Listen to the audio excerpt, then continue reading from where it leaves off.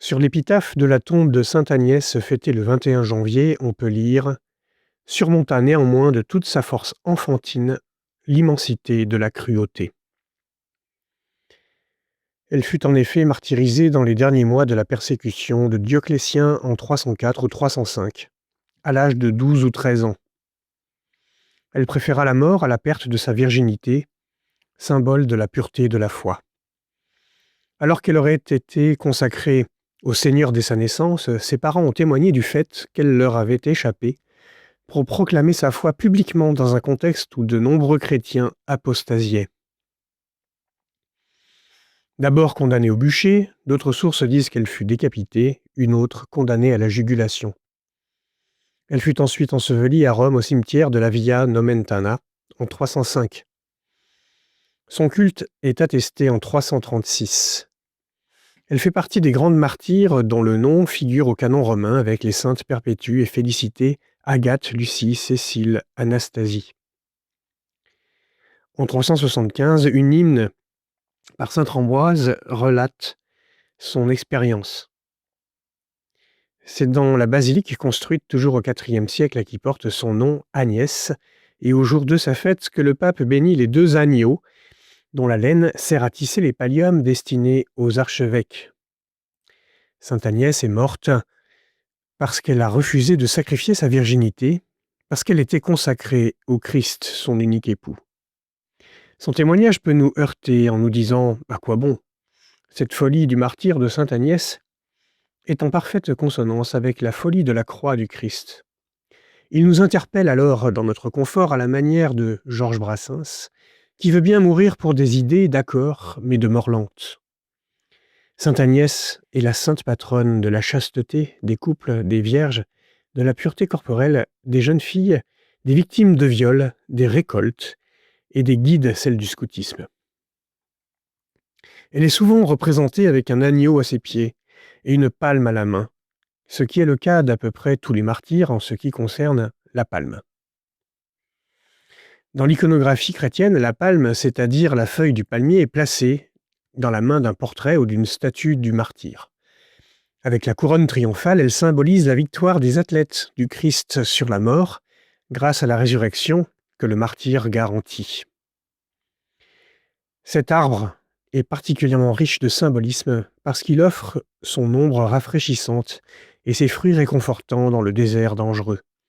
Ses propres feuilles deviennent, elles-mêmes, symbole de victoire sur la mort et le mal, et c'est pour cela qu'elle rappelle la glorification des martyrs.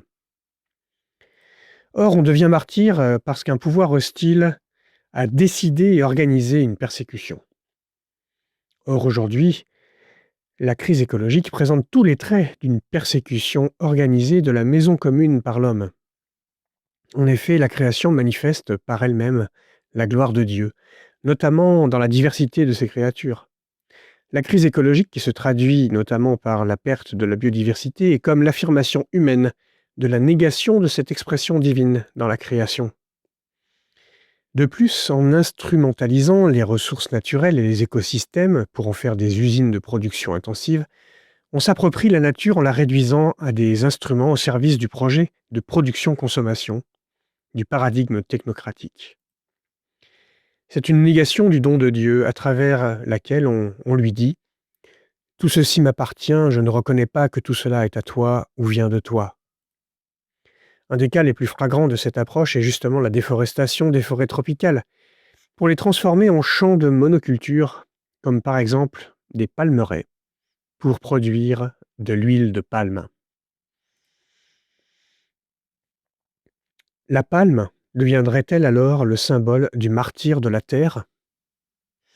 En effet, en tête des impacts écologiques liés à cette culture figure la déforestation massive, notamment en Indonésie et en Malaisie, qui concentrent 85% de la production.